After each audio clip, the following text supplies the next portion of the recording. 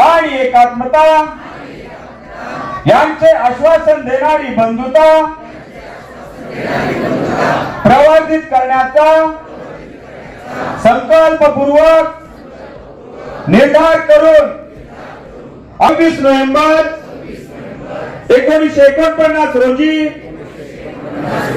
याद्वारे हे संविधान अंगीकृत आणि अधिनियमित करून स्वतः प्रत अर्पण करीत आहोत। हात नीचे। भारतीय संविधानाचा, भारतीय संविधानाचा, भारतीय संविधानाचा एक विश्राम महत्वाचं स्थान त्याचं आपल्या जीवनात आहे हे आपल्याला ज्ञात करून घ्यावं लागेल। आणि ज्या ज्या लोकांना संविधानाची मूल्ये तत्व कळली त्यांनी आपल्या आयुष्यात परिवर्तन केलेलं आहे आणि म्हणून या कार्यक्रमाची सुरुवात संविधानाच्या प्रास्ताविकेने आपण केलेली आहे। पाहुणे अर्थात आजचे प्रमुख वक्ते सन्माननीय संजय आवटे सर यांचं या ठिकाणी आगमन होईल। त्यानंतर आपण प्रास्ताविक सादर करून नेमकं या सामाजिक एकता परिषदेच्या पाठीमागची संकल्पना काय आहे हे आपल्यासमोर सादर केली जाईल।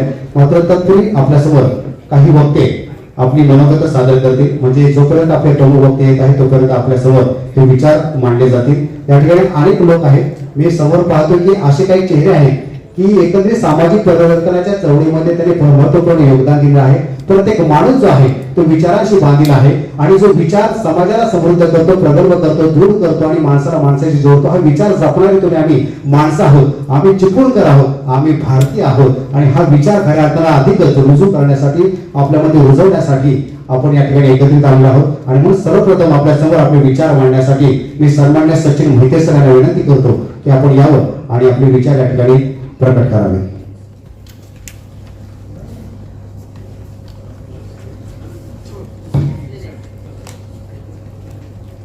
सर्वांना नमस्कार। आज आपण या ठिकाणी या चिपळूणमधील एकता परिषदेसाठी उपस्थित सर्व मान्यवर, सर्वात प्रथम ज्यांनी समता, स्वातंत्र्य, बंधुत्व आणि न्याय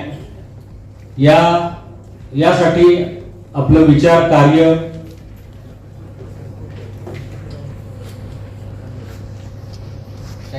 नागरिकांना मी अभिवादन करतो। आणि सर्वात प्रथम मला संधी दिली त्याबद्दल मी आयोजकांचे आभार मानतो, कारण नंतर पाहुणे आल्यानंतर सगळे धावपळ होण्याच्या ऐवजी मी अगोदर माझं आपलं बोलून मोकळं होतो। तर थोड्याच वेळात संजय आवटे सर येणार आहेत आणि ते आपल्याला एकात्मता, समता, स्वातंत्र्य, बंधुत्व, माणुसकी या सगळ्या गोष्टींवरती बोलणार आहेत। पण आपल्या जे स्थानिक आपले कार्यकर्ते आहेत त्या प्रत्येकाने इथं आपण असं ठरवलेलं आहे की आपण आपलं चिपळूण कसं आहे हे प्रत्येकाने आपल्या भावनेमधून व्यक्त करायचं आहे। तर माझं चिपळूण ज्या टायमाला मी माझ्या नजरेसमोर बघतो तर चिपळूण हे केवळ एक शहर न पाहता चिपळूण म्हणजे सह्याद्रीच्या कुशीमध्ये वसलेलं, वाशिष्ठीच्या कुशीवर विराजमान झालेलं, अनेक नद्या, नाले, वीज प्रकल्प, वेगवेगळे विविधता असलेला आपला चिपळूण आहे। आणि या सगळ्या विविधतेमध्ये म्हणजे आज आपण सह्याद्री जर बघितलं तर सह्याद्रीच्या कडेकपारीमध्ये आपल्याला अनेक कोरलेल्या लेण्या दिसतील, त्याचबरोबर देवळे दिसतील, किल्ले दिसतील, म्हणजे विविधतेने नटलेलं असं आपलं चिपळूण आहे। इकडे खाडीपट्ट्यामध्ये गेलात तर खाडीपट्ट्यामध्ये सुंदरसं बॅकवॉटर आहे, त्याचबरोबर नारळी माडाच्या बागा आहेत। पण चिपळूणची फक्त एवढीच ओळख नाही। चिपळूणची ओळख काय तर चिपळूण हे कायम सामाजिक बांधिलकी जपणारं, माणुसकी जपणारं ही पहिली चिपळूणची सर्वात मोठी ओळख आहे। आणि चिपळूण म्हणून आपण म्हणताना त्यासाठीच आपल्याला चिपळूण विषयी अभिमान वाटत असतो की चिपळूण हे फक्त आत्ताच्याच काळात नाही तर त्याचा जर ऐतिहासिक आपण संदर्भ जर बघितला तर ऐतिहासिक काळापासून म्हणजे आपण म्हणतो की छत्रपती शिवरायांच्या पासून संभाजी राजांपासून जेवढे ज्यांनी स्वराज्य निर्मितीसाठी जेवढे आपल्या स्वराज्याचे सरदार झाले त्या सगळ्यांची पदस्पर्श या पवित्र भूमीला झालेले आहेत। आज आपण आजूबाजूच्या परिसराचा ज्यावेळेस बोलतो आपल्या बोलण्यामध्ये पण किंवा आपल्या गावांच्या नावांमध्ये पण हे स्पष्टपणे आपल्याला जाणवतं. जसं दळवटणे म्हणजे सैन्याचा धान्य कोठारा किंवा दारू गोळ्याचं जे हे असतं त्याला दळवटणे म्हणतात. किंवा पाग आहे, जिथं घोड्यांच्या बांधण्याची व्यवस्था केली जायची ती पाग आहे. आणि स्वराज्यामध्ये देखील चिपळूणच्या जनतेचा रयतेचा मोठा सहभाग होता. त्याचबरोबर ज्यावेळेस अस्पृश्यता किंवा जातीयता पराकोटीची होती अशा काळात चिपळूणमध्ये एक खेर्डीच्या हत्तीच्या माळावरती एक परिषद झाली होती, खोती विरोधी परिषद. आता या खोती विरोधी परिषदेचं वैशिष्ट्य काय आहे तर त्या खोती विरोधी परिषदेच्या आयोजन आहे ते इथल्या कुणबी तांबट वगैरे जे कृषक समाजाचे जे लोक होते त्यांनी केले होते. मी त्याच्यामध्ये सीताराम बेंडकेचं नाव प्रामुख्याने घेत आहे किंवा माझ्या कोळकेवाडीतले आमच्या सोनूची माझी राणी वगैरे ही नावं आपण पहिल्यांदा ऐकतो किंवा कदाचित आपण ऐकली असाल पण ती कधी पुढे आलेली नाही. तर अशा लोकांनी या खोती विरोधी परिषदेचं आयोजन केलं होतं. त्याच्यामध्ये सर्व जाती धर्माचे लोक म्हणजे विचार करा की त्यावेळेस जातीयता एवढी होती त्यावेळेस या परिषदेचं आयोजन झालेलं आहे. आणि त्या खोती विरोधी परिषदेमध्ये सगळ्या जाती धर्माचे लोक एकत्रित येऊन त्यांच्यावरती होत असलेल्या अन्याय अत्याचाराच्या विरुद्ध आपली कैफियत मांडतात आहेत. आणि त्या खोती विरोधी परिषदेला मार्गदर्शन करायला स्वतः डॉक्टर बाबासाहेब आंबेडकर उपस्थित होते. आणि डॉक्टर बाबासाहेब आंबेडकरांची जेवढी आपण भाषणं बघतो त्या भाषणामध्ये आपण पाहिलं असेल की त्यांचं जे पहिले जे स्टेटमेंट आहे म्हणजे इथला कुणबी समाज किंवा इथल्या ओबीसी समाजासमोर त्यांनी सर्वात प्रथम म्हटलं होतं की तुम्हाला जर तुमचे हक्क अधिकार जर मिळवायचे असतील तर तुम्हाला राज्य सत्तेमध्ये गेलं पाहिजे, प्रशासकीय यंत्रणांमध्ये गेलं पाहिजे. आणि त्यासाठी मग त्यांनी या सर्व लोकांना एकत्रित करून याच्यामध्ये हे केलेलं आहे.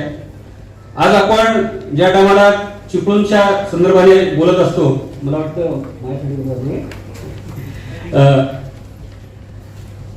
प्रत्येकाला वेळ दिलेला आहे बेल म्हणजे बऱ्याचशा गोष्टी मांडायच्या आहेत पण मी फक्त 2 मिनिटं मुस्लिम लोक आहे. त्याच्यानंतर अनेक ठिकाणी आपण बघितलेलं आहे की ज्या टायमाला हिंदू लोकांचं जे लग्न कार्य असतं मंगल प्रसंगी सनई आणि ताशे वगैरे वाजवणारे पण मुख्यतः मोहल्ल्यातलेच लोक असतात. असं एकमेकांच्या सुखदुःखांमध्ये राहून जाणारे आपण लोक आहोत. मी शॉर्ट मध्ये एवढंच सांगेन की ज्या टायमाला आपल्याकडे चिपळूणमध्ये पूर आला होता या पुरामध्ये संपूर्ण लोकांची घरं पाण्याखाली गेली होती, दुकानं पाण्याखाली गेली होती, संसार उद्ध्वस्त झाले होते. म्हणजे घरं दुकानं जरी पाण्याखाली गेली होती तरी पण चिपळूणची माणुसकी मात्र पाण्याखाली गेली नव्हती. चिपळूणची माणुसकी या पाण्यावरती तरुण उभी राहिली आणि लोकांना मदतीचा त्यांनी हात दिला. आज आपण त्या वेळेस पाहिलं असेल की ज्यांना शक्य होईल त्यांनी अन्नधान्य असेल, ते कपडे असतील, त्याच्यानंतर औषध असतील, या सगळ्यांचा पुरवठा केला. इथं कोणीही कुणाला कोणाची जात विचारली नाही, कोणता तुझा धर्म हा विचारला नाही. तर प्रत्येकाने फक्त विचारलं की तुला काय अडचण आहे, तुला काय समस्या आहे आणि त्याची जी समस्या आहे तो सोडवण्याचा प्रत्येकाने प्रयत्न केला. त्याच्यानंतर कोरोनाचा कालावधी आला. कोरोनामध्ये पण आपण बघितलं की संपूर्ण जग ठप्प झालेलं असताना आपण चिपळूणमध्ये लोक घरामध्ये बंद झालेली असताना लोकांना ज्या ज्या अडचणी होत्या, लोकांना हॉस्पिटलमध्ये पाठवायचं असेल किंवा औषधोपचार द्यायचा असेल त्यावेळेस चिपळूणकर म्हणून आपण सगळेजण पुढे आलो. तर हा चिपळूणचं स्पिरिट आहे, हा चिपळूणचा आत्मा आहे. आपण ज्या टायमाला संविधान म्हणतो तर संविधानाची सुरुवात ही आम्ही भारताचे लोक या 3 शब्दाने होते. इथं कोणताही हिंदू, मुस्लिम, ख्रिश्चन, बौद्ध असा नव्हता. आम्ही भारताचे लोक या शब्दाने या संविधानाची आपण सुरुवात करतो. तर या 3 शब्दांच्या याच्यानुसार आम्ही भारताचे लोक हे जसं आपण संविधान मानतो त्याचप्रमाणे चिपळूणमध्ये पण आपण स्वतःला आपण माणुसकी मानणारी माणसं आहोत. मी फक्त एवढंच सांगेन की आताचं जग आहे त्याच्यामध्ये आपल्या हातामध्ये मोबाईल आहे. मोबाईल हे जसं चांगल्या गोष्टी घडवू शकतं तसंच वाईट गोष्टी देखील घडवू शकतं. एखादा चुकीचा मेसेज हा एखादी दंगल घडवू शकतो, एखादा चांगला मेसेज हा लोकांचं आयुष्य बदलू शकतो. त्यामुळे मी वेळेचं बंधन असल्यामुळे मी आपल्या सर्वांना एवढंच सांगेन की ज्या टायमाला आपल्या हातामधला जो मोबाईल त्याच्यामध्ये एखादा मेसेज येईल तर तो मेसेज आल्यानंतर हा मेसेज मी पुढे फॉरवर्ड केल्यानंतर याचे परिणाम समाज घडण्यामध्ये होणार आहे की समाज तुटण्यामध्ये होणार आहे याचा पहिला सगळ्यांनी परिपूर्ण विचार करा आणि नंतरच तो मेसेज फॉरवर्ड करा. आपण सर्वांनी जे चिपळूणचं जे स्पिरिट आहे ते कायम जपूया. एवढंच बोलतो मी माझे विचार इथे थांबवतो. जय भीम, जय भारत, जय संविधान, जय. असू शकत नाही तरी सुद्धा आपल्याला हे कार्यक्रम नेमक्या वेळेमध्ये पूर्ण करायचा आहे. त्यामुळे प्रत्येकाला वेळेची मर्यादा घालून दिलेली आहे. यानंतर येणाऱ्या सगळ्या वक्त्यांनी याचं भान ठेवूनच आपण आपलं मनोगत व्यक्त करायचं आहे. खरं तर त्यांनी चिपळूण आणि चिपळूणचा इतिहास, चिपळूणची वैभवशाली परंपरा, संस्कृती, इथली मानवता, इथली समता आपल्या समोर सादर केलेली आहे.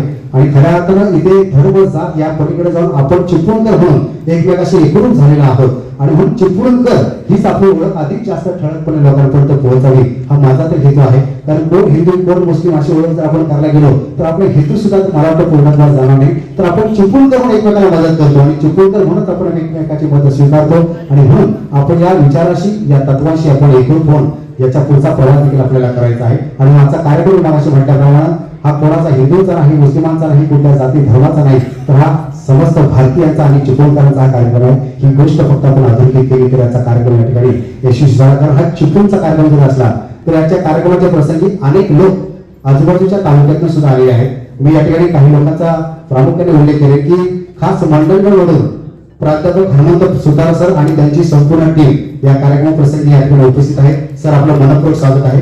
प्राध्यापक हनुमंत सुतार जेव्हा आम्ही संविधान निर्मिती त्या ठिकाणी घेऊन जातो त्यावेळेला त्यांचं सहकार्य असतं. त्याबरोबर खास रत्नागिरीवरून संविधानाचे अभ्यासक आणि या चळवळीला अत्यंत महत्वपूर्ण योगदान देणारे प्राध्यापक एस कांबळे सर आणि त्यांची संपूर्ण टीम रत्नागिरी ते चिपळूण हा प्रवास करून या कार्यक्रमाच्या निमित्ताने उपस्थित आहे. सर आपल्या देखील मनपूर्वक स्वागत आहे. त्याचबरोबर गुहागरवरून प्राध्यापक जी बी सानप सर व त्यांचे सहकारी या ठिकाणी उपस्थित आहेत. सर आपलं देखील मनपूर्वक स्वागत आहे. आणि देवरूकडून समाजवादी कार्यकर्ते ज्यांचं सामाजिक, सांस्कृतिक, कला, क्रीडा, साहित्य या प्रत्येक क्षेत्रामध्ये वावर आहे ते आमचे मित्र आदरणीय व्ही सारथे सर हे सुद्धा या ठिकाणी उपस्थित आहेत. त्यांचं सुद्धा मनपूर्वक स्वागत आहे. आणि या पुढचं मनोगत व्यक्त करण्यासाठी मी विनंती करत आहे जलतज्ञ आणि निसर्गप्रेमी अर्थात शानस वैशा आपण या ठिकाणी यावं आणि आपलं मनोगत व्यक्त करावं. वेळेची मर्यादा प्रत्येकाला तेवढीच आहे.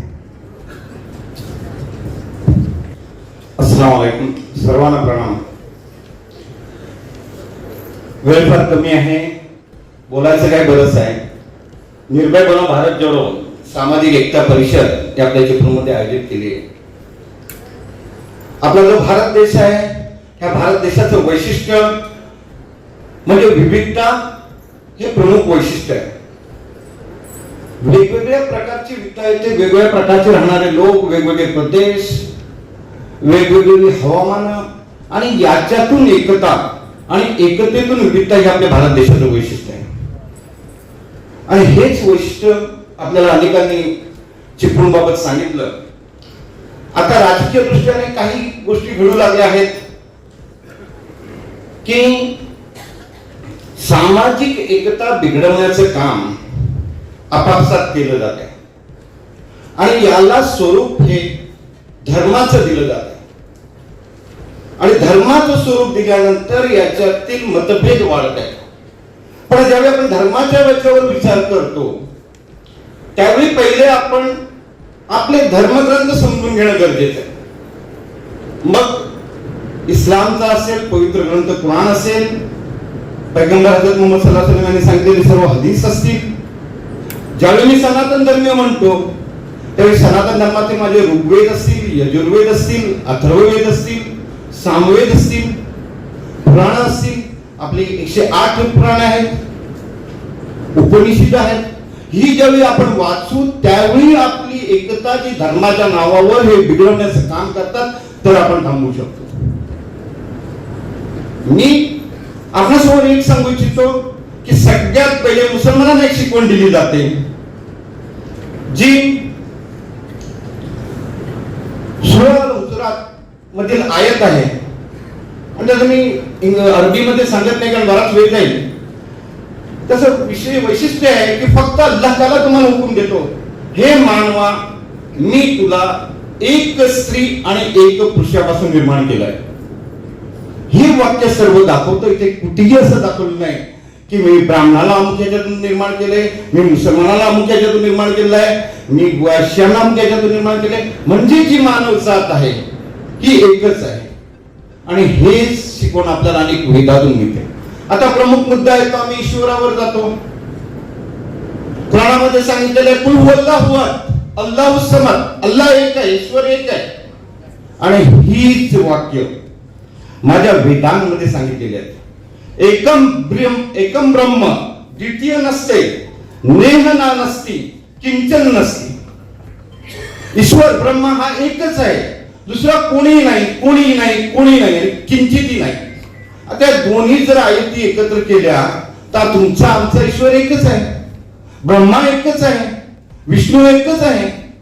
जसं कुराणामध्ये सांगितलेलं आहे की अल्लाह एक असून त्याला मी विविध नावानं पुकारतो, तीच गोष्ट माझ्या वेदांमध्ये आहे. ब्रह्मा म्हणजे काय तर ब्रह्मा हा क्रिएटर आहे. जसं अल्लाहला रहीम बोललं जातं, करीम बोललं जातं, तर आम्ही या गोष्टीतून ब्रह्मा हा विश्वाचा निर्माण करताय. विष्णू म्हणजे सस्टेनर आहे, हे त्याच ईश्वराची एक नाव आहे. तर आम्ही पहिले एक ईश्वराला मानलं तर आपल्या अनेक बाबी आहेत या दूर होतात. त्याच पद्धतीनं कुलवल्लाहत मध्ये सांगितलेलं आहे की ईश्वराने कोणापासून जन्म घेतला न जन्म दिला, हेच माझ्या वेदांमधून सांगलेलं आहे. तर हा मी प्रमुख गोष्ट सांगतो की येथे या स्टेजवर अशाच ठिकाणी विविध स्टेजवर धर्माच्या नावावर जे जातीभेद निर्माण केला जातो, हा आपण या धार्मिक स्वरूपात संपवला पाहिजे. चिपळूणचं जे वैशिष्ट्य आहे, त्या चिपळूणची आपण लोटनशाची दर्गा बघतो, तर या दर्गेमध्ये सर्व लोक जातात. करंजेश्वरीची जी आमची पालखी येते ती पहिले चोगलेच्या घरी जाते, ते देखील मशिदीला भेट देते. मग आमच्यामध्ये मतभेद आहेत कुठे?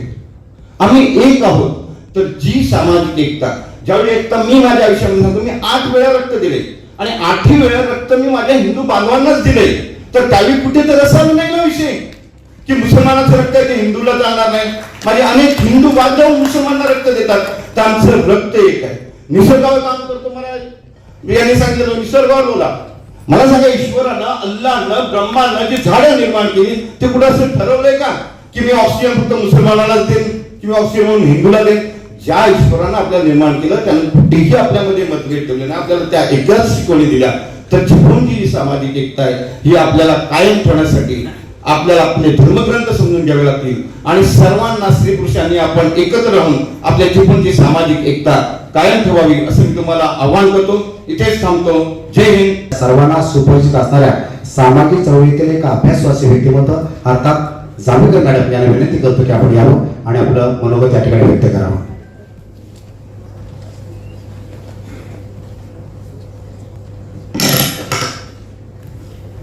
सर्वांना नमस्कार.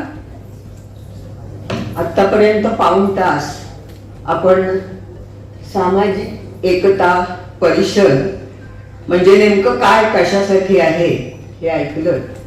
कदाचित अनेकांच्या मनात हा प्रश्न असेल की ही परिषद आत्ताच भरवण्याचं कारण काय असावं, काही कारण असावं का त्याला?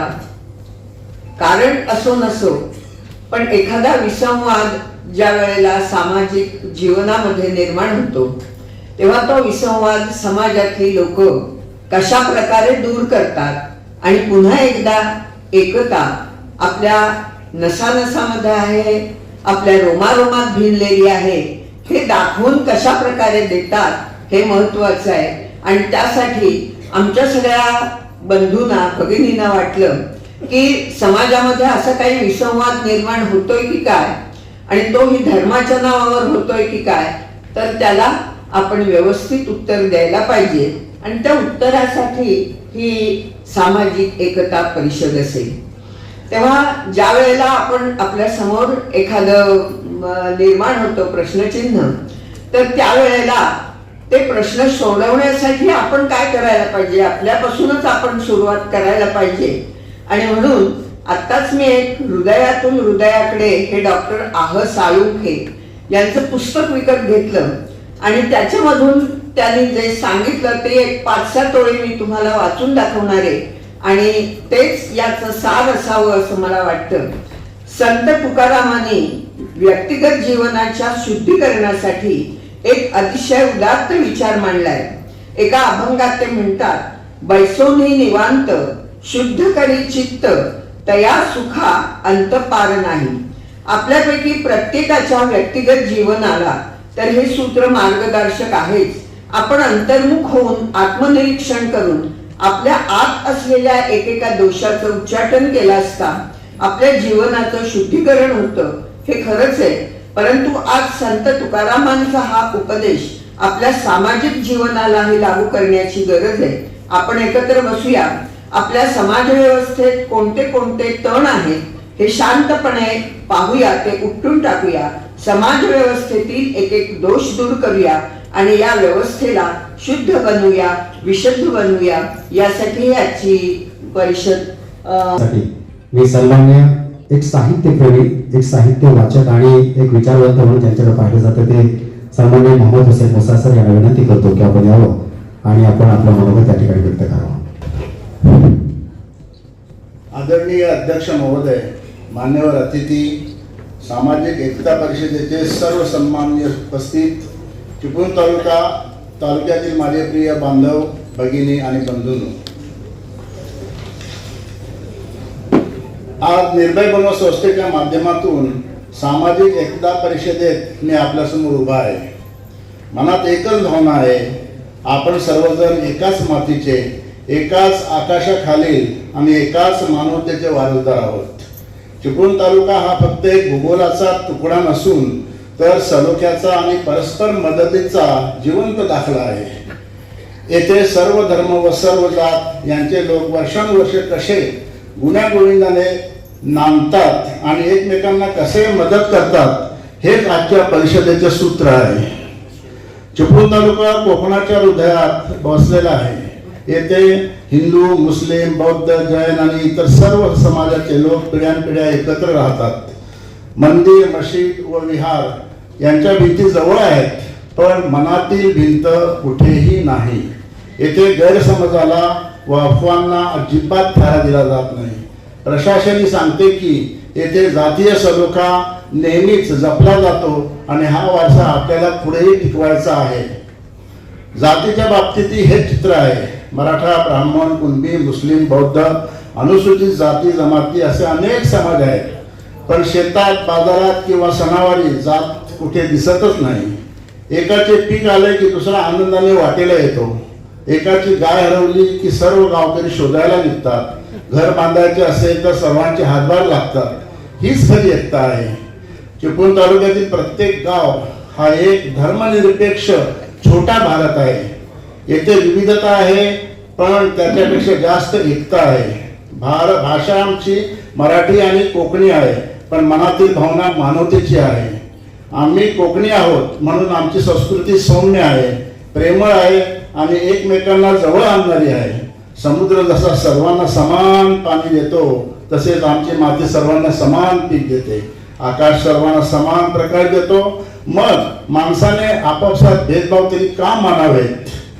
सामाजिक एकता म्हणजे फक्त एकत्र सण साजरे करणे नव्हे, ती आहे रोजच्या आयुष्यात एकमेकांना समजून घेणे, एकमेकांच्या भावनांचा आदर करणे, एकमेकांच्या अडचणीत मदत करणे. चिपळूण तालुक्यात हे सगळे दैनंदिन जीवनात घडत असते.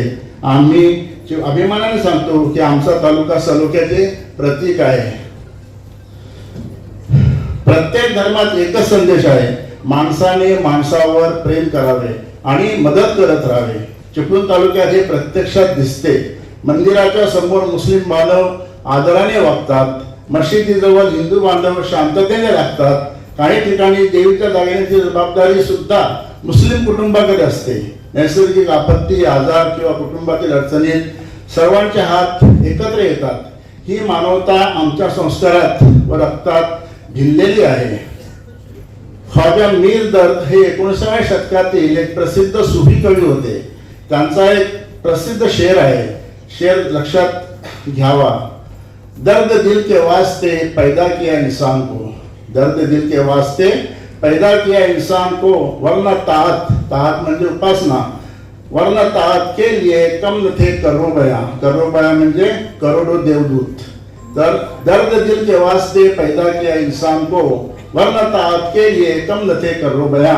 या शेरात कवी म्हणतात, परमेश्वराने मनुष्याला फक्त एकमेकांच्या हृदयातील वेदना समजून घेण्यासाठी आणि अर्थातच त्या दूर करण्यासाठी निर्माण केले आहे, नाहीतर उपासना करण्यासाठी त्याच्याकडे करोडो फरिश्ते म्हणजे देवदूत उपलब्ध होते.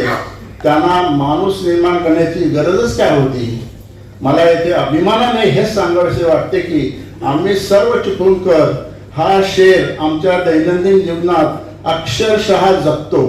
एक चिपळूणकर दुसऱ्या चिपळूणकराच्या दुःखात सहभागी होतो आणि त्यातून प्रेम, करुणा, बौद्धिक व आत्मिक उन्नती साधत असतो. म्हणूनच मानवी जन्म दुःखाच्या अनुभवासाठी नाही. युवा पिढी जागरूक आहे, महिला एकत्र काम करतात आणि शेतकरी व्यापारी एकमेकांना आधार देतात. हीच आमची ताकद आहे. शेवटी मागे एका उर्दू कवितेने मी या भाषणाचा समारोप करतो. कवितेचे नाव आहे अजमते चिपळूण, म्हणजे चिपळूणचा महिमा.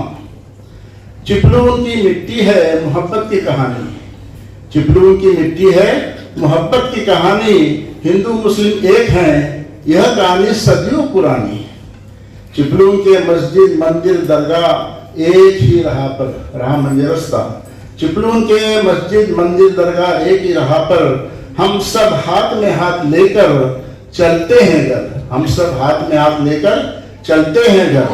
चिपळूण की वाशिष्ठी नदी गवाही है, इत्तेहाद म्हणजे एकता, इत्तेहाद के इस दरख्त पर फूल ही फूल हैं.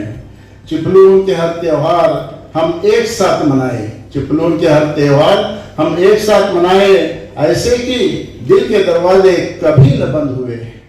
चिपळूण के बाजारों में मुस्कुराहटें बिखरी, चिपळूण के बाजारों में मुस्कुराहटें बिखरी. गुर्बत, गुर्बत म्हणजे गरिबी, गुर्बत दौलत ऊंच नीच कभी न पाई. चिपळूण के बच्चे खेले एक ही मैदान में, चिपळूण के बच्चे खेले एक ही मैदान में, रंगों का फर्क मिट जाए उनकी जुबान में.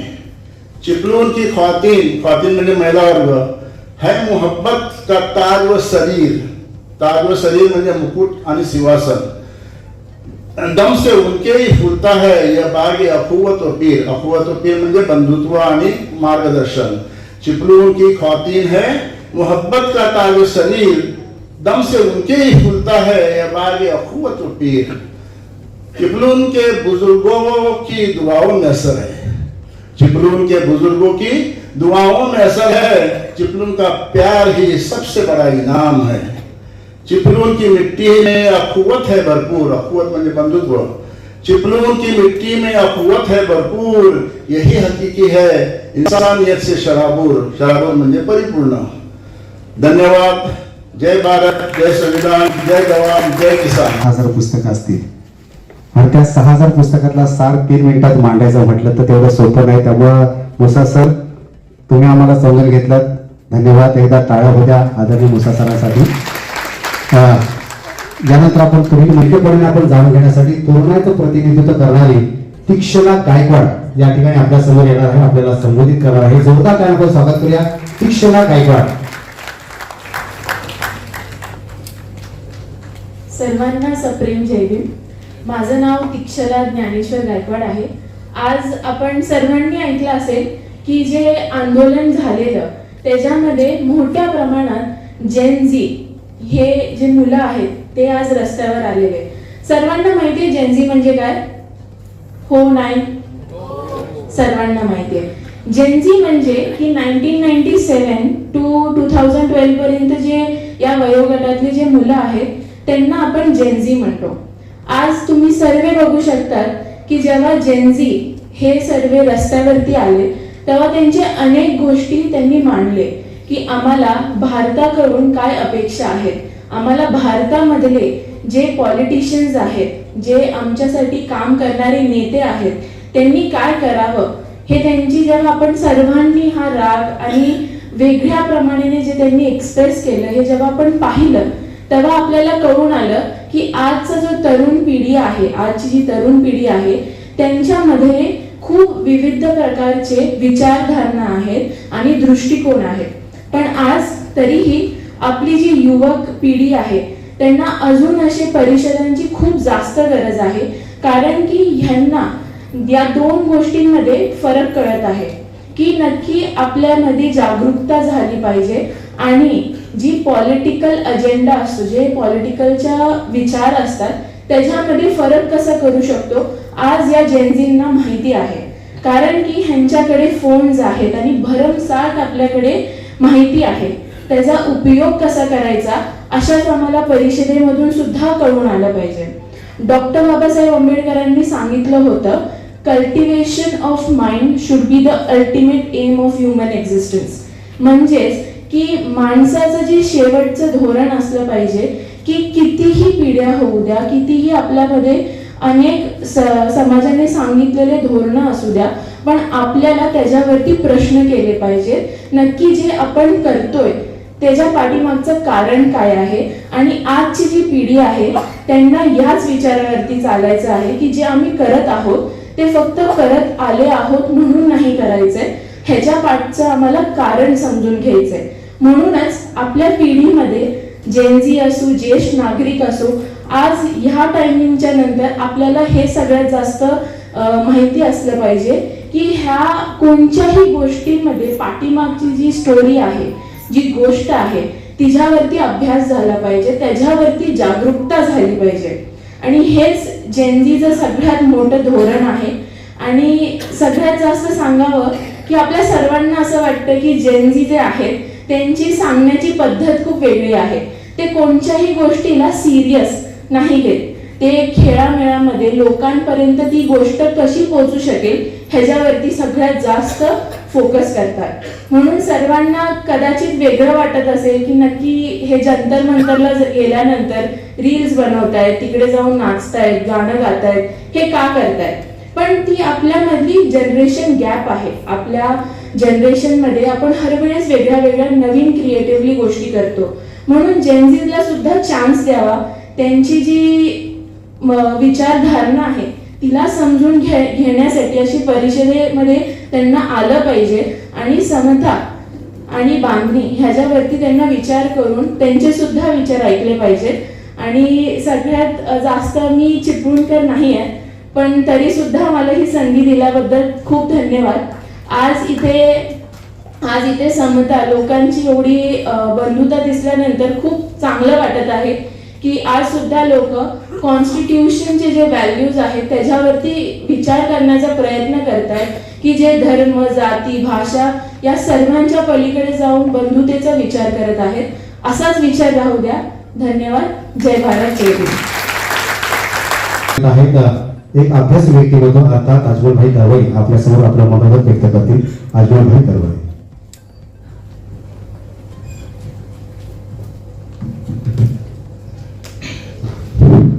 सन्माननीय विद्यापीठ आणि या सामाजिक एकता परिषदेसाठी आवर्जून उपस्थित असणारे आपण सर्व मान्यवर, सर्वांना प्रेमपूर्वक सलाम. चिपळुणातील समतावादी धर्मनिरपेक्ष विचारावर श्रद्धा असणारे जे आपण सगळी मंडळी आहोत, त्यांच्या माध्यमातून आज या एका परिषदेचं आपण आयोजन केलेलं आहे. आणि हा एक अत्यंत स्तुत्य असा उपक्रम आहे. आज आपण पाहत आलोय की देशभरामध्ये विद्वेष, हिंसा, असहिष्णुता याचं एक वातावरण या देशामध्ये निर्माण केलं जात आहे. आणि असं वातावरण निर्माण केलं जात असताना आपण जे एक समतावादी, धर्मनिरपेक्ष, सहिष्णुतावादी असा जो विचार मांडणारी जी मंडळी आहोत ती या निमित्ताने एकत्र आलेलो आहोत. आणि आजची जी उपस्थिती आपण जर पाहिली तर विद्वेषी विचारांना जी काही प्रतिष्ठा प्राप्त झालेली आहे, जे काही विद्वेषी विचारात लोकांच्या मध्ये जो काही पेरला जात आहे त्या विचारांना एक सडेतोड उत्तर देण्याचं काम आज ही परिषदेच्या माध्यमातून होत आहे, याचा मला अत्यंत आनंद होतो. मित्र, आपलं जे चिपळूण शहर आहे ते आम्ही तर आमचं लहानपणी या गावामध्येच गेलं, चिपळूणमध्येच गेलं. एक धार्मिक अल्पसंख्याक म्हणजे समजा समाजामध्ये, मुस्लिम समाजामध्ये माझा जन्म झाला, माझे असंख्य बांधव या ठिकाणी चिपळूणात आम्ही राहतो. पण मला कधी चिपळूणमध्ये या विद्वेषाचा किंवा या अहंकाराचा किंवा याचा कधी आम्हाला या ठिकाणी सामना करावा लागला नाही. कारण वाशिष्ठीच्या तीरावर वसलेले शहर, या शहरामध्ये अत्यंत अशी चांगली हवा कायम वाहत आलेली आहे. आणि ती हवा निश्चितच प्रेमाची, सौहार्दाची आणि स्नेहाची आहे. त्यामुळे आमची स्वप्न, आमचे शिक्षण, आमचे इथले रोजगार हे आम्ही अगदी निर्धोकपणे या शहरामध्ये करत आलेलो आहोत. आम्हाला कधी या शहरातून असुरक्षिततेचं किंवा भीतीचं असं वातावरण या शहराने दिलं नाही. मी सततच्या या शहराला या निमित्ताने मी या परिषदेच्या माध्यमातून धन्यवाद देतो.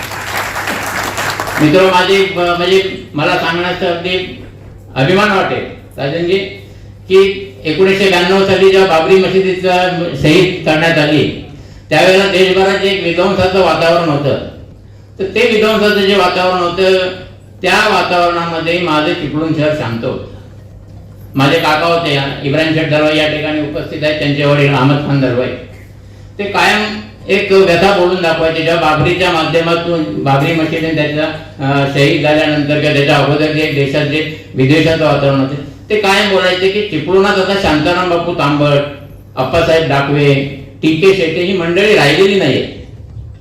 तर त्यांच्या बोलण्याचा उद्देश आम्ही त्यांना विचारायचं काय म्हणजे यामागचं तुमचं काय म्हणजे काय सांगणं आहे तुम्हाला. तर ते म्हणायचे की ज्या वेळेला भारताला स्वातंत्र्य मिळालं आणि या देशाची फाळणी झाली आणि आपल्या सगळ्यांना माहिती आहे की त्यावेळेला मोठा हिंसाचार झाला या देशामध्ये, जगातल्या पातळीवर तर म्हणजे सगळ्यात मोठा हिंसाचार भारताच्या फाळणीमध्ये झाला. आणि या विद्वेषी वातावरणामध्ये ही जी सगळी मंडळी होती, अप्पासाहेब दानवे असतील, शांताराम बापू तांबट असतील किंवा टीके शेटे असतील, हे गावोगाव मुस्लिम समाजामध्ये जे भीतीचं वातावरण होतं त्यांना गावोगाव जाऊन त्या लोकांना ती समजवायची की तुम्ही घाबरू नका, आम्ही सगळे तुमच्या पाठीशी आहोत. तर अशा पद्धतीचा एक विचार देणारे शहर आहे. आणि हे शांताराम बापू तांबट असतील, अप्पासाहेब दानवे असतील किंवा टीके शेटे असतील, ह्या व्यक्ती नव्हत्या, त्या एक विचार होत्या. महात्मा गांधीजींनी स्वातंत्र्य आंदोलनामध्ये जी मूल्य आणि जी संकल्पना, ज्या प्रेरणा या देशामध्ये पेरल्या आणि त्यामुळे हे गावोगावचे जे गांधी होते ते लोकांना जाऊन लोकांच्या मध्ये स्नेहाची, प्रेमाची आणि आपुलकीची भावना कायम पेरत आलेली आहे. म्हणजे काही लोक असं म्हणतात की या देशाला जे स्वातंत्र्य मिळालं ती ब्रिटिश असे पण घाबरून गेले, म्हणजे कंटाळून गेले असते. ते सगळं खोटं आहे. महात्माजींनी जर चाहिलं असतं तर या देशाला एका दिवसात स्वातंत्र्य मिळालं असतं, एवढा महात्माजींकडे लोकसंग्रह होता. पण महात्माजींनी फक्त स्वातंत्र्य, राजकीय स्वातंत्र्य महात्माजींचा उद्देश नव्हता.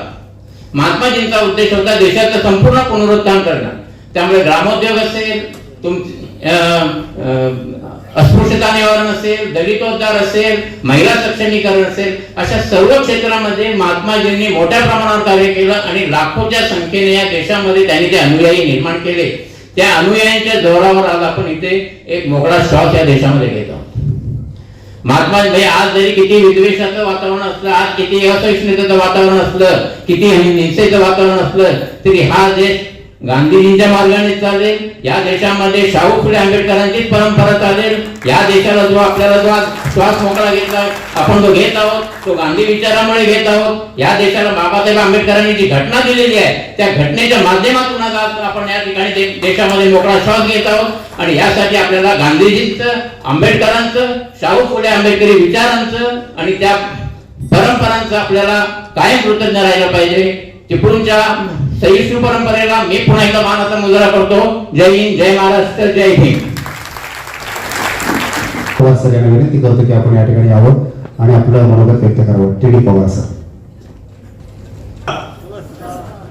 व्यासपीठावरील मान्यवर आणि आपल्या या हॉलमध्ये सर्व जमलेले समतावादी बंधू आणि भगिनींनो,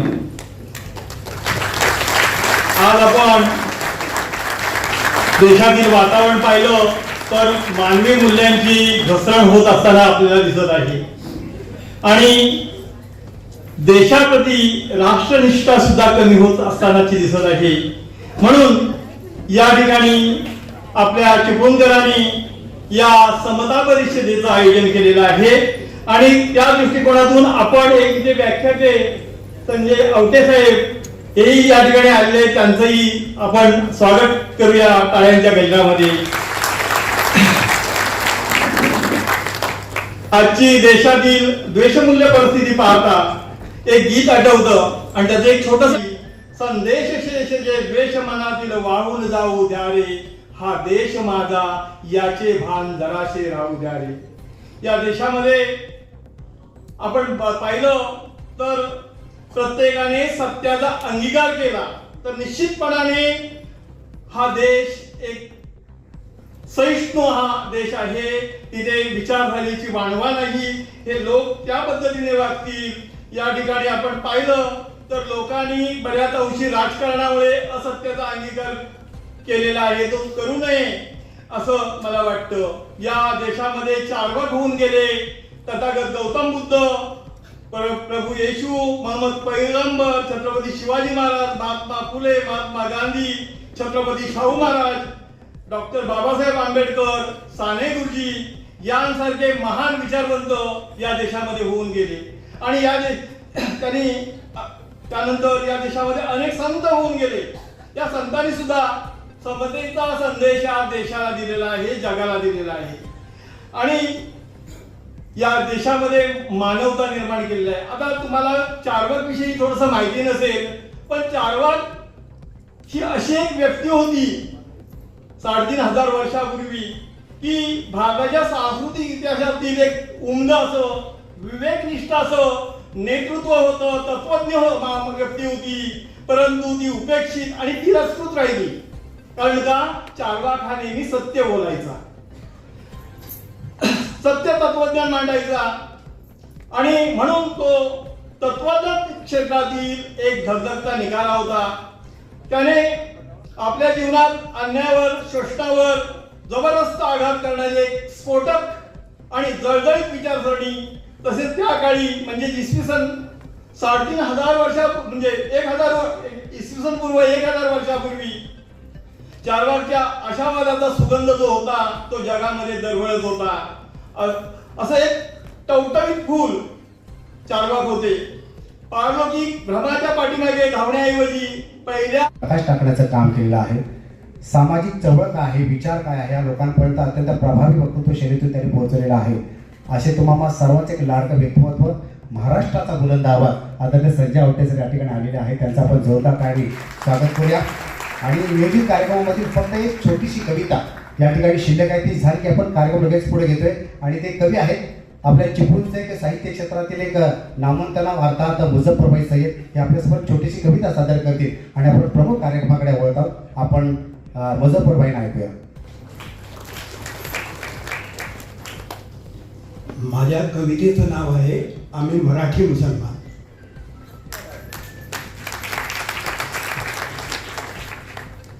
आम्ही मराठी मुसलमान करू देशासाठी बलिदान, आम्ही मराठी मुसलमान. आम्ही मराठी मुसलमान करू देशासाठी बलिदान, आम्ही मराठी मुसलमान. आमची मातृभाषा मराठी, त्यातच घेतलं आम्ही ज्ञान. आमची मातृभाषा मराठी, त्यातच घेतलं आम्ही ज्ञान. वाढविली आम्ही महाराष्ट्राची शान, आमची लेखणी टिकू चुलतात, आम्ही मराठी मुसलमान. आमच्या शेजारात मराठी, त्याची नाही आम्हा भीती. अहो आमच्या शेजारात मराठी, त्याची नाही आम्हा भीती. सुखदुःखाला जडली आमच्या प्रेमाची प्रीती. सण आमचे दिवाळी, रमजान, आम्ही मराठी मुसलमान. मग छत्रपती शिवाजी महाराजांचा काळ येतो. आम्ही मदारी मेहतर, आम्ही काजी हैदर, आम्ही दर्यादार आणि दौलत खान. आम्ही मदारी मेहतर, बाल्य आणि तारुण्याच्या सीमेवर उभा असणारा आमचा तरुण जीवाची पर्वा न करता छत्रपती शिवाजी महाराजांना नजरकैदेतून सोडवून बाहेर काढणार. आम्ही मदारी मेहतर, आम्ही काजी हैदर, आम्ही दर्या सारंग दौलत खान. करतो सदैव आम्ही बहुजन प्रतिपालक, शिवछत्रपतींचे गुणगान, आम्ही मराठी मुसलमान. तुमचं आमचं नातं काय? अहो तुमचं आमचं नातं काय? जय जिजाऊ जय शिवराय. आम्ही अब्दुल हमीद, आम्ही कुर्बान हुसेन. आमच्या तरुण पिढीला कुर्बान हुसेन, अब्दुल हमीद माहीत नसतील तर आम्ही अब्दुल हमीद, आम्ही कुर्बान हुसेन, आम्ही अशफाकुल्ला खान. साक्षात मृत्यू घाबरला होता, तबकला होता कुर्बानी बघून. आम्ही अब्दुल हमीद, आम्ही कुर्बान हुसेन, आम्ही अशफाकुल्ला खान. करू भारत भूमीच्या, करू भारत भूमीच्या, करू भारत भूमीच्या शत्रूचे शिरखान, आम्ही मराठी मुसलमान. आम्ही सुफी व दरवेश, आम्ही सुफी व दरवेश. तो साधू आणि संत. आम्ही सुफी व दरवेश, तो साधू आणि संत. मंदिर मशीद नाही ठरवत, अहो एकच आपलं रक्त. प्राणाहून प्रिय आम्हा, प्राणाहून प्रिय आम्हा, अहो प्राणाहून प्रिय आम्हा. त्या तिरंग्याची शान, आम्ही मराठी मुसलमान. आम्ही मराठी मुसलमान करू देशासाठी बलिदान, आम्ही मराठी मुसलमान. धन्यवाद.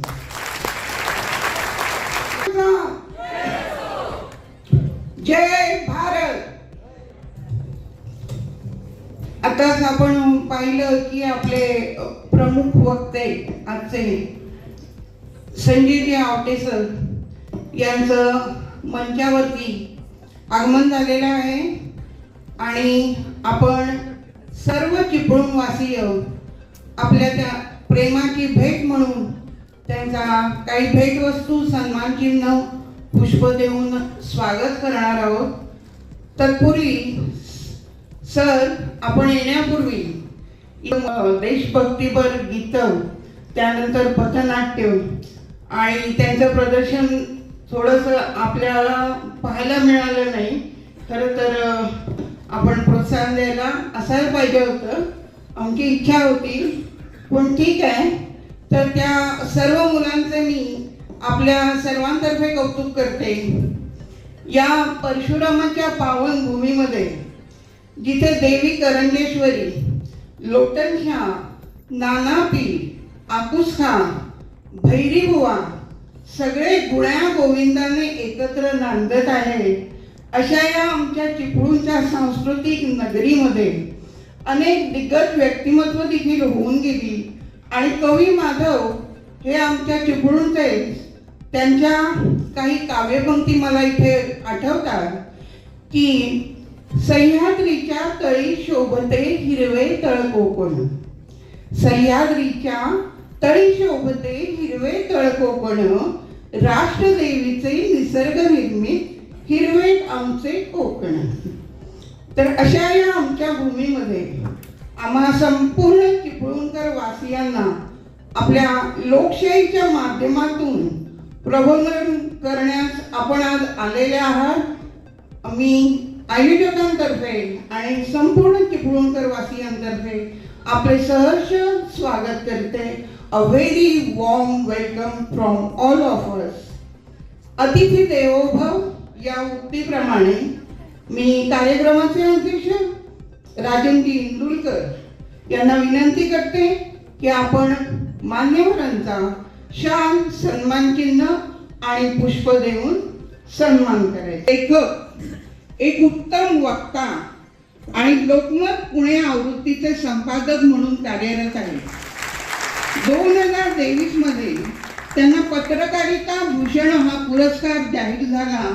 ते स्वतः उत्तम एक अभ्यासू लेखक देखील आहेत आणि नियतीशी करार, गेम ऑफ थ्रोन्स, अनागोंदींच्या गोंदी, बराक ओबामा इत्यादी त्यांची पुस्तके देखील प्रसिद्ध झालेली आहेत. सतत सामाजिक प्रश्नांचा ध्यास आणि लोकशाही संविधान मूल्य यावरती त्यांचा गाढा अभ्यास आहे आणि त्यांचा या गोष्टींवरती खूप प्रभुत्व आहे आणि ते आपले जे त्यांची विचारांला आपण पुढे घेऊन जाणार आहोत. आपणा सर्वांसाठी आनंदाची गोष्ट आहे. मी तर असं म्हणेन की भिंती उभ्या करण्यापेक्षा सेतू बांधणं हे केव्हाही चांगलं असतं. आणि सर आपण आलात हे नक्कीच आमच्यासाठी अहोभाग्यम आहे. आपण आमच्या या तरुण पिढीला एक नक्कीच दिशा द्याल, मार्गदर्शन करा. कर्तृत्व सिद्ध करण्यासाठी संघर्षमय जीवन असावं लागतं आणि मोठा माणूस होण्यासाठी मोठं मन असावं लागतं.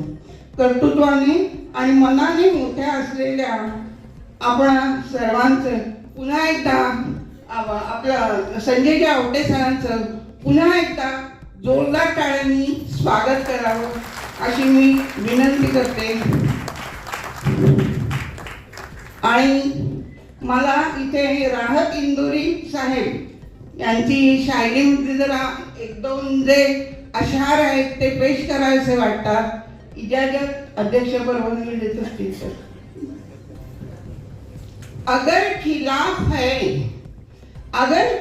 है होने दो, चांद थोड़ी है, ये सब धुआं है, आसमां थोड़ी है, लगेगी आग तो आएंगे घर पे कई सदमे, यहाँ पे सिर्फ मकान हमारा थोड़ी है, हमारे मुंह से जो निकले वही सदाकत है, मुंह में तुम्हारी जुबान थोड़ी है, किराएदार है जाति मकान थोड़ी ना है, सभी का खून है शामिल इस मिट्टी में, सभी का खून है शामिल इस मिट्टी में, किसी बेगा बाप का हिंदुस्तान थोड़ी ना है। या अशारांनी मी आपणा सर्वांची रजा घेते. जय हिंद, जय महाराष्ट्र. ज्या महामानवामुळे आणि लोकशाहीच्या मूल्यांमुळे आपण मला आयोजकांनी इथे 2 शब्द बोलण्याची परवानगी दिली त्याबद्दल मी आपले आभारी आहे. जय हिंद. आणि अल्लाह तालाची तर नक्कीच मी शुक्रगुजार आहे. थँक्यू. हे नारी शक्तीचं प्रतीक आहे. मला वाटतं नारी शक्तीसाठी आपण एकदा जोरदार टाळ्या वाजवले. आणि संविधानाची शक्ती आहे, हे सावित्रीमाईची आपल्यावरती झालेली कृपा आहे. आणि म्हणून या सगळ्यांचं आज आपल्याला स्मरण होत आहे की डॉक्टर जमलेसारख्या असंख्य महिला तितक्याच प्रभावीपणे तितक्याच ताकदीने आपल्यासमोर विचार मांडू शकतात. आणि हे संविधानाची सुद्धा शक्ती आहे. आपण अधिक विलंब न होता खरं तर आज ज्यांच्या प्रतीक्षेत आपण होतो त्यांचे विचार आपल्याला ऐकायचे आहेत. मात्र आजची ही सामाजिक एकता परिषद आहे, या विचारामागे विचार काय आहे, संकल्पना काय आहे, आमची दृष्टी काय आहे, हे आपल्यासमोर मांडण्यासाठी, प्रास्ताविक सादर करण्यासाठी आदरणीय डॉक्टर गुलाबराव राजे सर आपल्यासमोर येत आहेत. मी विनंती करतो सरांनी की आपण यावं आणि आजच्या परिषदेचं प्रास्ताविक आपण सादर करावं.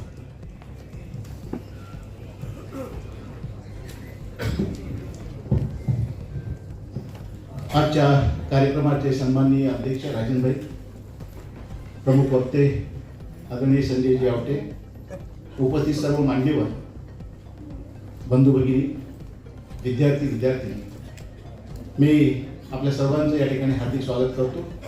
आणि आजच्या कार्यक्रमाचा नेमका हेतू काय आहे तो मी प्रस्ताविकेच्या माध्यमातून आपल्यासमोर मांडतो. आजच्या कार्यक्रमाचा मुख्य हेतू हा सामाजिक एकोपा, सामाजिक सलोखा चिपळूण आणि कोकण परिसरामध्ये कसा टिकावा यासाठी सामाजिक संस्कृतीतली काय आहे ती आपल्या समोर मांडणं, त्या संस्कृतीच्या समोर नेमकी आव्हानं कोणती उभी आहे ती आपल्या समोर मांडणं आणि या सगळ्या आव्हानांच्या वरती मात कशी करता येऊ शकेल याची चर्चा करणं हा मुख्य उद्देश आजच्या परिषदेचा आहे. बंधूंनो, आजचा जो विषय आहे, सामाजिक एकता परिषदेचा जो विषय आहे, तो विषय खऱ्या अर्थानं चिपळूणच्या विकासाचा पाया आहे असं म्हटलं तरी ते वावगं ठरणार. त्याचं कारण असं की चिपळूणमध्ये ज्या वेगवेगळ्या जाती, धर्माचे, संस्कृतीचे, भाषेचे, परंपरेचे लोक राहतात, या सगळ्या लोकांना एकत्र बांधून ठेवणारी कोणती शक्ती असेल तर ती शक्ती म्हणजे सामाजिक ऐक्य आहे. आता सामाजिक ऐक्य आहे तरी काय, नेमकं काय आहे सामाजिक ऐक्य? म्हणजे एकमेकाबरोबर सौहार्दानं वागणं, सहिष्णुतेनं वागणं, प्रेमानं वागणं, समजून घेऊन वागणं, एवढं सोपं आहे सगळं. आणि जेव्हा आम्ही सहिष्णुतेनं वागतो तेव्हा परस्परांमधला, वेगवेगळ्या जाती धर्मांमधला विश्वास आपोआप वाढायला लागतो आणि आपलेपणा देखील त्याच्यातून वाढायला लागतो. आणि तो जपणं अत्यंत महत्वाचं आहे. तो मूळचा उद्देश घेऊन या परिषदेचं आयोजन आपल्या समोर करण्यात आले. बंधूंनो, सामाजिक एकतेची परिभाषा ही आता बराक ओबामाचा उल्लेख केला मला आठवलं. बराक ओबामा 2008 मध्ये अमेरिकेचे अध्यक्ष झाले आणि त्यानंतर माझे पुस्तक आहे बराक ओबामा बदलत्या जगाचा सक्सेस पासवर्ड या नावाचं पुस्तक. मला खूप कौतुक होतं बराक ओबामाचं. मला आठवतं तर मी लोकसत्तामध्ये सहसंपादक होतो आणि कुमार केतकर हे माझे मुख्य संपादक होते. तर कुमार केतकर चालले होते अमेरिकेला, अमेरिकेची निवडणूक कव्हर काय. मी केतकर साहेबांना म्हटलं, केतकर साहेब तुम्ही काही करा, मी तुम्हाला सुपारी देतो. तर बराक ओबामाला अमेरिकेचा अध्यक्ष करूनच परत केतकर साहेबांना म्हटलं, संजय तुला वाटते तुला की अमेरिका बरी नाही. अमेरिका ही चर्च सेंट्रिक आहे, धर्मांध आहे. अमेरिका बराक हुसेन ओबामा पण नाव असं. त्या 2001 मध्ये तो ओसामा हा ओबामा. ते कधीही अध्यक्ष होऊ शकणार नाही. मी म्हटलं मी तुम्हाला 4 माझं आव्हान ओबामा अमेरिकेचे अध्यक्ष होणार, आर्ग्युमेंट करता येत नाही असं लक्षात आलं ना की सिनियर लोक वयावर येतात. तुझं वय किती, संबंध काय? लोकांना अकारण असं वाटतं की आपल्या वयामुळे आपला सन्मान केला पाहिजे, काही संबंध नाही. तर मी म्हटलं साहेब, पण तुम्हाला मी काय अमेरिका मला फार माहिती नाहीये, पण मला एक नक्की माहिती, मला नवं जग माहिती, नवी पिढी माहिती आहे. नवी पिढी जाती धर्माच्या पलीकडे आहे, वंशाच्या पलीकडे आहे. ते मला तुम्हाला अध्यक्ष करेल. निकाल लागला, मी खरा ठरलो, बराक ओबामा अमेरिकेचे अध्यक्ष झाले. बराक ओबामा अमेरिकेचे अध्यक्ष झाल्यानंतर पुण्यामध्ये एक परिसंवाद होता. बराक ओबामा अमेरिकेचे अध्यक्ष झाले, आता पुढे काय? ही चिंता पुणेकरांना फार असते. आमच्या पु ल देशपांडेंनी पुणेकर, मुंबईकर, नागपूरकर असे एक निबंध लिहिले आहे. तर त्यांनी असं म्हटलंय की आपण महानगरपालिकेमध्ये उंदीर बांधण्याच्या विभागात काम करत असलो तरी अमेरिकेच्या अध्यक्षांना आपण सल्ला देऊ शकतो असे जास्त वाटते त्यास पुणेकरांना. त्यामुळे पुणेकरांनी तो केला आणि माझं पुस्तक आलेलं होतं. तर मला सांगितलं की त्या परिसंवादामध्ये एक वक्ते तुम्ही या. सगळ्यात तरुण वक्ता मी होतो, पहिलं भाषण माझं एवढं. पण मला ही 2008 ची गोष्ट आहे, तेव्हा मी आणखी तरुण होतो. आज तरुणच आहे, तेव्हा आणखी तरुण होतो. माझं भाषण सुरू झालं आणि माझं भाषण सुरू झाल्यानंतर जोर जोरात मी सांगत होतो की Barack Obama is expression of the change, Barack Obama ही बदलाची अभिव्यक्ती आहे. वगैरे माझं भाषण सुरू. तिथे एक दोस्त बसलेले होते, त्यांचं भाषण त्या माझ्या भाषणानंतर होतं. ते उभे आहे आणि म्हणाले, संजय आवटे बोलले, बरं बोलले, असू नका, बरं हे पुण्याचं सुपरलेटिव्ह आहे. जास्तीत जास्त कौतुक करायचं म्हणजे काय? गुड, बेटर, बेस्ट आणि बरं. त्यापेक्षा जास्त कौतुक पुण्यात होत नाही. संजय आवटे बोलले, बरं बोलले, पण बराक ओबामा अमेरिकेचे अध्यक्ष झाल्यामुळे जग बदले असा काही माझा दावा आहे. मी म्हटलं मला जरा खुलासा करायचा आहे. मी उभा राहिलोच म्हटलं बराक ओबामा अमेरिकेचे अध्यक्ष झाल्यामुळे जग बदलेल असा माझा दावाच नाहीये. माझा दावा असा आहे, जग बदलल्यामुळे बराक ओबामा अमेरिकेचे अध्यक्ष झाले. त्यानंतर काय झालं हे अमेरिकेत बघितलं. आपण बराक ओबामाच्या नंतर ट्रम्प आले. तर मला सांगायचा मुद्दा एवढाच आहे की जग बदललं तेव्हा काय होतं हे लक्षात घेतलं पाहिजे आणि बदलणारं जग आता आपल्या समोर आहे हे आपण ओळखलं पाहिजे. हे बदलणाऱ्या जगाचे पुरावे जर आपल्या सोबत असतील, आपल्या समोर असतील, तर मला असं वाटतं की हे बदलणारं जग, फक्त हे बदलणारं जग लक्षात घेताना नव्या पिढीशी संवाद साधत नव्या पिढीपर्यंत हे पोहोचवलं पाहिजे. अजून अडचण काय झाली माहिती आहे का? आपले अनेक कार्यक्रम लक्षात घ्या, आपली चूक काय झाली. अनेक कार्यक्रमांना जातो, पुढे सगळे ज्येष्ठ, तरुण कोणच नाही. ज्यांच्याशी बोललं पाहिजे ते नाही, ज्यांच्याशी बोलल्यामुळे काहीच फरक पडणार नाही ते विचारी बसलेले आहेत. आता यांचे याच्यापेक्षा काय वाईट होणार? नव्या पोरापोरींपर्यंत दुसरं काय केलं पाहिजे? आपण पोरांनी करिअर केलं पाहिजे. ते आपल्या पूर्ण घरात गेलो, पोरगी आपल्या 8वी 9वीला, तिचं बाळ इकडे काय करत म्हणजे IITच्या एंट्रन्सची तयारी करत 8वीला. पण आम्ही 8वीला असताना आम्हाला म्हणजे IIT वगैरे काही माहिती नव्हतं. कुणी घरी आलं विचारायचं, संजू कविता म्हणून टाक, संजू भाषण म्हणून टाक. पण संजू 15 ऑगस्टचं भाषण 26 जानेवारी पर्यंत पाठ करायचं. कोणीतरी येईल हाताची घडी, अध्यक्ष महोदय आणि माझ्या बंधू भगिनी, सुरू झालं की चॉकलेट किंवा 4 आणे मिळायचं. तेव्हा 4 आण्याची किंमत फार होती. आणि कोणा बाळ मोठेपणी कोण होणार? मध्ये मी विनोद वाचला, मुलाला विचारलं बाळ तो मोठेपणी कोण होणार? म्हटलं काही होईल, पण असे मूर्खासारखे प्रश्न विचारणार.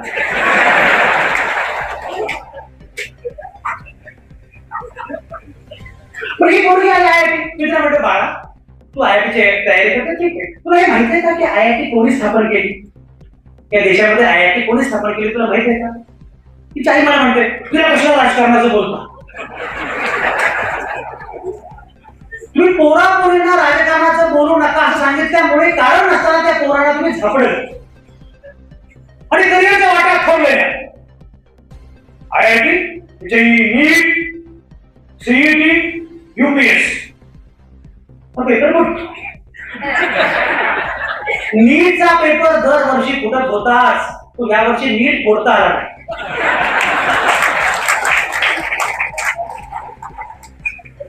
पण हा का फुटला? याचं कारण असं, याचं कारण आपण या पोरांना आपल्या पोरांना आपण बाजारामध्ये उभं केलं.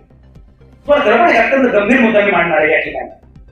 मध्यंतरी डॉक्टर चंद्रशेखर मेश्राम नावाचे नागपुरातले प्रख्यात न्यूरोसर्जन, त्यांना पद्मश्री पुरस्कार द्यायचा. त्याचा नागपूरमध्ये नागरी सत्कार माझ्या हस्ते झाला. माझ्या भाषणाच्या पूर्वी डॉक्टर मेश्राम बोलायला उभे आहे. मेश्राम म्हटले, मी काही बघता नाही, मी मोठा न्यूरोसर्जन आहे, मला पद्मश्री मिळाली, मला आनंद आहे. मी काय सांगा, मी नव्हतं साहेब, मी जाहीरपणे तुम्हाला सांगतो, मी जेव्हा जन्माला आलो तेव्हा बाबासाहेबांनी धर्मांतर केलेलं नव्हतं. त्यामुळे मी महार कुटुंबात जन्माला आलो असं म्हणते. एक महाराजांचा पोरगा नागपूर जवळच्या एका अत्यंत छोट्या खेड्याचा पोरगा. त्या भागामध्ये चंद्रशेखर मेश्राम नावाचा महाराजा पोरगा एवढा मोठा न्यूरोसर्जन होणं शक्य होतं. या भारतामध्ये हे शक्य होईल का, मला चिंता आहे. पण मी आज जेव्हा आलो पुण्याहून चिपळूणला, तर माझ्यासोबत माझा एक मित्र आलाय. त्या मित्राचा एक मित्र आहे, तरुण मित्र आहे. तो सगळे मेडिकल एज्युकेशन मध्ये जे एजंट्स असतात त्या संस्थेमध्ये काम करतो. तुम्हाला सर 3 कोटी असल्याशिवाय मेडिकलचे ऍडमिशन घेता येत नाही. धडाकोबाचा उल्लेख केला, मला आठवलं बराक ओबामा 2008 मध्ये अमेरिकेचे अध्यक्ष झाले. आणि त्यानंतर माझे पुस्तक आलं, बराक ओबामा बदलत्या जगाचा सक्सेस पासवर्ड या नावाचं पुस्तक. मला खूप कौतुक होतं बराक ओबामांचं. मला आठवतं तर लोकसत्तामध्ये सह संपादक होतो आणि कुमार केतकर हे माझे मुख्य संपादक होते. कुमार केतकर चालले होते अमेरिकेला, अमेरिकेची निवडणूक कव्हर करायला. मी केतकर साहेबांना म्हटलं, केतकर साहेब तुम्ही काही करा, मी तुम्हाला सुपारी देतो, त्या बराक ओबामाला अमेरिकेचा अध्यक्ष पूर्णच परत घ्या. केतकर साहेबांना म्हटलं, संजय तुला वाटते तुम्ही काय अमेरिका बरी नाही? अमेरिका ही चर्च सेंट्रिक आहे, धर्मांध आहे. अमेरिका बराक हुसेन ओबामा पण नाव असं, त्या 2001 मध्ये तो ओसामा हा ओबामा, ते कधीही अध्यक्ष होऊ शकणार नाही. मी म्हटलं मी तुम्हाला चॅलेंज, माझं आव्हान, ओबामा अमेरिकेचा अध्यक्ष होणार. आर्ग्युमेंट करता येत नाही असं लक्षात आलं ना की सीईओ लोक वयावर येतात. तुझं वय किती, संबंध काय? लोकांना असं वाटतं की आपल्या वयामुळे आपला सन्मान केला पाहिजे, काय संबंध नाही. तरी म्हटलं साहेब, पण तुम्हाला मी काय अमेरिका मला माहिती नाहीये, पण मला एक नक्की माहिती आहे, नवं जग माहिती, नवी पिढी माहिती, नवी पिढी जाती धर्माच्या पलीकडे आहे, वंशाच्या पलीकडे आहे. ते बराक मला अध्यक्ष करेल नाही. निकाल लागला, मी खरा ठरलो, बराक ओबामा अमेरिकेचे अध्यक्ष झाले. बराक ओबामा अमेरिकेचे अध्यक्ष झाल्यानंतर पुण्यामध्ये एक परिसंवाद होता. बराक ओबामा अमेरिकेचे अध्यक्ष झाले, आता पुढे ही चिंता पुणेकरांना फारच. आमच्या पुढे देशपांडेंनी पुणेकर, मुंबईकर, नागपूरकर असे एक निबंध लिहिले आहे. त्यांनी असं म्हटलंय की आपण महानगरपालिकेमध्ये उद्योग बांधण्याच्या विभागात काम करत असलो तरी अमेरिकेच्या अध्यक्षांना आपण सल्ला देऊ शकतो असे जास्त वाटते त्यास पुणेकर. त्यामुळे पुणेकरांनी तो केला आणि माझं पुस्तक आलेलं होतं. तर मला सांगितलं की त्या परिसंवादामध्ये एक वक्ते तू या. सगळ्यात तरुण वक्ता मी होतो, पहिलं भाषण माझं. पण मला ही 2008 ची गोष्ट आहे, तेव्हा मी आणखी तरुण होतो. माझे तरुणच आहे, आणखी तरुण होतो. माझं भाषण सुरू झालं आणि माझं भाषण सुरू झाल्यानंतर जो मी सांगत होतो की Barack Obama is expression of the change, Barack Obama ही बदलाची अभिव्यक्ती आहे, तो माझं भाषण सुरू. तिथे एक दोस्त बसले होते, त्यांचं भाषण त्या माझ्या भाषणानंतर होतं. ते उभे आहे आणि म्हणाले, संजय आपले बोलले बरं, बोलले असू नका, बरं हे पुण्याचं सुपरलेटिव्ह आहे. जास्तीत जास्त कौतुक करायचं म्हणजे काय, गुड, बेटर, बेस्ट आणि बरं, त्यापेक्षा जास्त कौतुक पुण्यात होत नाही. संजय आपले बोलले बरं, बोलले पण बराक ओबामा अमेरिकेचे अध्यक्ष झाल्यामुळे जग बदले असं काही माझा दावा आहे. म्हटलं मला जरा खुलासा करायचा आहे. की व्हाय एवढंच म्हटलं. बराक ओबामा अमेरिकेचे अध्यक्ष झाल्यामुळे जग बदलेल असा माझा दावाच नाहीये. माझा दावा असा आहे, जग बदलल्यामुळे बराक ओबामा अमेरिकेचे अध्यक्ष झाले. त्यानंतर काय झालं हे अमेरिकेत बघितलं. बराक ओबामाच्या नंतर ट्रम्प आले. तर मला सांगायचं मुद्दा एवढाच आहे की जग बदललं तेव्हा काय होतं हे लक्षात घेतलं पाहिजे, आणि बदलणारे जग आता आपल्या समोर आहे हे पण ओळखलं पाहिजे. ते बदलणाऱ्या जगाचे पुरावे जर आपल्या सोबत असतील, आपल्या समोर असतील, तर मला असं वाटतं की बदलणारे जग, फक्त हे बदलणारे जग लक्षात घेताना नव्या पिढीशी संवाद साधत नव्या पिढीपर्यंत हे पोहोचवलं पाहिजे. अजून काय झाले माहितीये का, आपले अनेक कार्यक्रम लक्षात घ्या, आपली चूक काय झाली, अनेक कार्यक्रमांना जातो, पुढे सगळे ज्येष्ठ तो कोणच नाही, ज्यांच्याशी बोललं पाहिजे ते नाही, ज्यांच्याशी बोलल्यामुळे काहीच फरक पडणार नाही ते विचार बसलेले आहेत. आता यांच्या याच्यापेक्षा काय वाईट होणार, नव्या मुलामुलींपर्यंत दुसरं काय केलं म्हणजे आपण पोरांनी करिअर केलं पाहिजे. ते आपल्या पूर्ण घरात गेलो, पोरगी आपल्या आठवीला दिला, तिथं बाळ इकडे काय करतो म्हणजे आयआयटीच्या यंत्राची तयारी करते आठवीला. तर आम्ही आठवीला असताना आम्हाला म्हणजे आयआयटी वगैरे काय माहिती नव्हती. तुम्ही घरी आलं विचारायचं, संजू कविता म्हणून टाक, संजू भाषण म्हणून टाक, पण संजू 15 ऑगस्टचं भाषण 26 जानेवारीपर्यंत पाठ करायचं. कोणीतरी घेईल हाताची घरी अध्यक्ष महोदय आणि माझ्या बंधू भगिनी सुरू झालं की कापले किंवा चाराने मिळायचं, तेव्हा चाराची किंमत फार होती. आणि कोणा बाळ मोठेपणी कोण होणार, बरी विनोद असला मुलाला विचारलं बाळ तो मोठेपणी कोण होणार, मोठा काही होईल पण असे मूर्खासारखे प्रश्न विचारणार.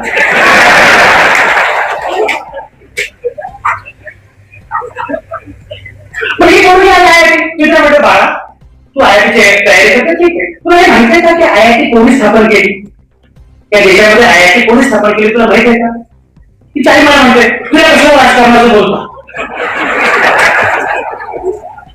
तुम्ही पोरा मुलींना राजकारणाचं बोलू नका असं सांगितल्यामुळे कारण नसताना त्या पोराला तुम्ही झपडलं आणि करिअरच्या वाटा खोललेल्या. आयआयटी नीट सीईटी यूपीएस नीटचा पेपर दरवर्षी फुटत होताच, तू यावर्षी नीट फोडता आला नाही.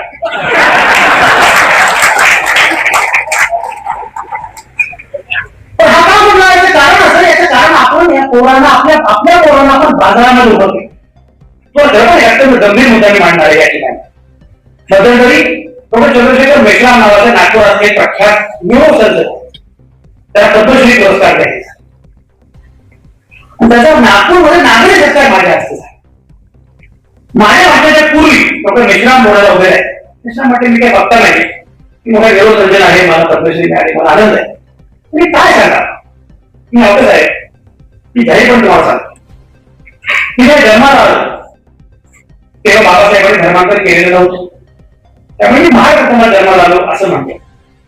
एक महाराजांचा पोरगा नागपूर जवळच्या एका अत्यंत छोट्या खेड्याचा पोरगा, त्या भागामध्ये चंद्रशेखर मेश्राम नावाचा महाराजा पोरगा एवढा मोठा न्यूरोसर्जन होणं शक्य होतं. या भारतामध्ये शक्य होईल का मला चिंता.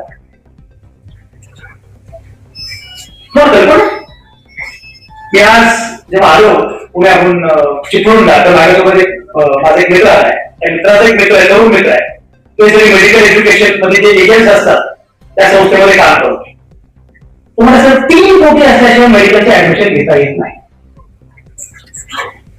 बराक ओबामाचा उल्लेख केला पण आठवलं, बराक ओबामा 2008 मध्ये अमेरिकेचे अध्यक्ष झाले आणि त्यानंतर माझे पुस्तक आलं, बराक ओबामा बदलत्या जगाचा सक्सेस पासवर्ड या नावाचं पुस्तक. मला खूप कौतुक होतं बराक ओबामाचं. मला आठवतं त्यामुळे लोकसत्तामध्ये सहसंपादक होतो आणि कुमार केतकर हे माझे मुख्य संपादक होते. तर कुमार केतकर चालले होते अमेरिकेला, अमेरिकेची निवडणूक कव्हर काय. मी केतकर साहेबांना म्हटलं, केतकर साहेब तुम्ही काही करा, मी तुम्हाला सुपारी देतो, तर बराक ओबामाला अमेरिकेचा अध्यक्ष करूनच परत घ्या. केतकर साहेबांना म्हटलं, संजय तुला वाटते तुम्ही की अमेरिका बरी नाही, अमेरिका ही चर्च सेंट्रिक आहे, धर्मांध आहे, अमेरिका बराक हुसेन ओबामा, पण नाव असं त्या 2001 मध्ये तो ओसामा हा ओबामा, ते कधीही अध्यक्ष होऊ शकणार नाही.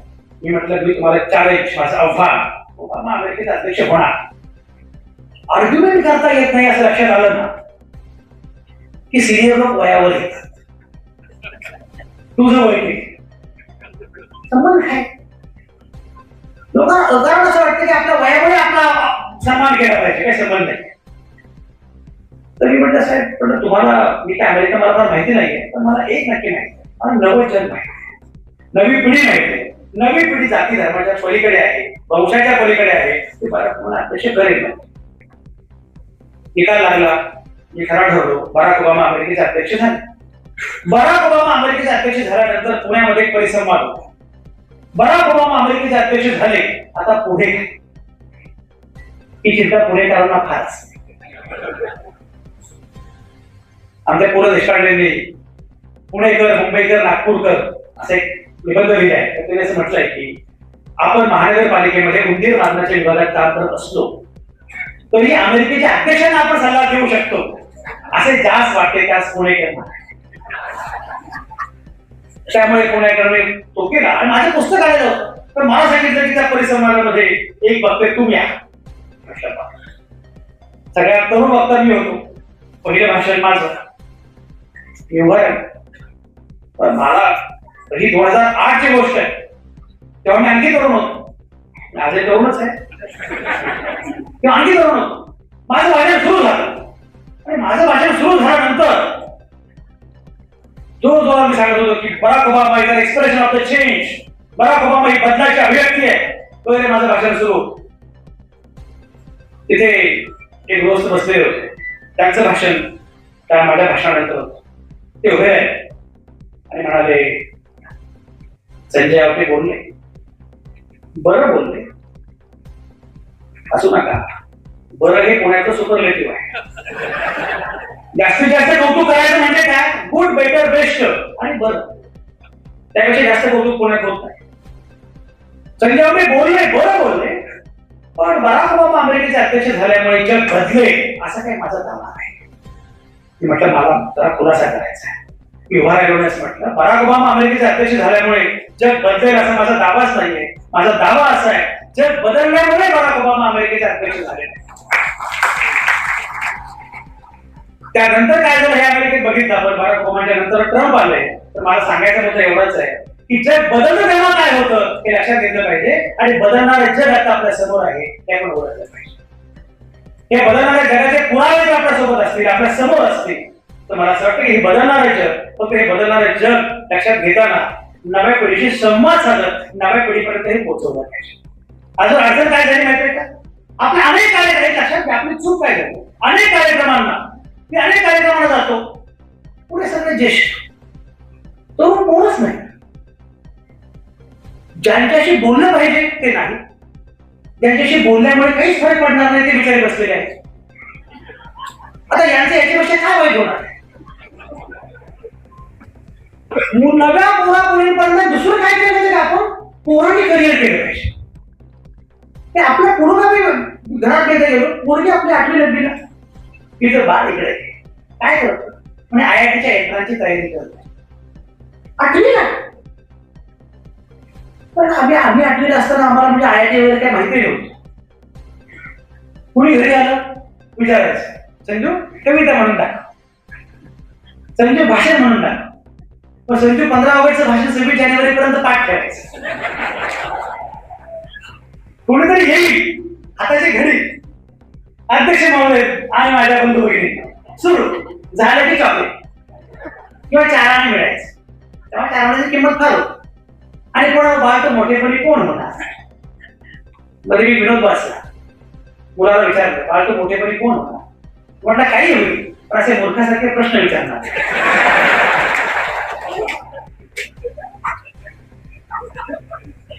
पण ही पोरगी आली IIT, तिला म्हटलं बाळा तू IITची तयारी करते, ठीक आहे, तुला हे माहिती आहे का की IIT कोणी स्थापन केली, या देशामध्ये IIT कोणी स्थापन केली तुला माहिती आहे का. ती आई मला म्हणते तुला कशाला राजकारणाचं बोलता, तुम्ही पोरापोरींना राजकारणाचं सापडेल आणि करिअरचा वाटा खोललेला IIT, JEE, नीट, CET, UPS. पेपर कुठ नीटचा पेपर दरवर्षी फुटत होताच, तो यावर्षी नीट फोडता आला नाही.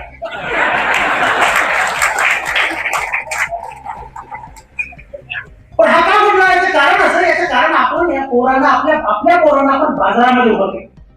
तुम्हाला खरं पण एक अत्यंत गंभीर मुद्दा मी मांडणार आहे या ठिकाणी.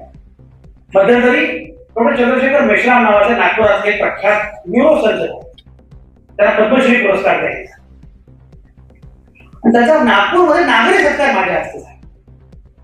माझ्या भाषणाच्या पूर्वी डॉक्टर मेश्राम बोलायला वगैरे आहे. मेश्राम म्हटले मी काही बघता नाही की मोठा न्यूरोसर्जन आहे, मला पद्मश्री मिळाली, मला आनंद आहे. मी काय सांगा, मी नव्हतं साहेब, मी जाहीरपणे तुम्हाला सांगतो, मी जेव्हा जन्माला आलो तेव्हा बाबासाहेबांनी धर्मांतर केलेलं नव्हतं, त्यामुळे मी महार कुटुंबात जन्माला आलो असं म्हणते. एक महाराजांचा पोरगा नागपूर जवळच्या एका अत्यंत छोट्या खेड्याचा पोरगा, त्या भागामध्ये चंद्रशेखर मेश्राम नावाचा महाराजा पोरगा एवढा मोठा न्यूरोसर्जन होणं शक्य होतं. या भारतामध्ये हे शक्य होईल का, मला चिंता आहे. पण मी आज जेव्हा आलो पुण्याहून चिपळूणला, तर माझ्यासोबत माझा एक मित्र आलाय. त्या मित्राचा एक मित्र आहे, तरुण मित्र आहे, ते सगळे मेडिकल एज्युकेशन मध्ये जे एजंट्स असतात त्या संस्थेमध्ये काम करतो. तुम्हाला सर 3 कोटी असल्याशिवाय मेडिकलचे ऍडमिशन घेता येत नाही.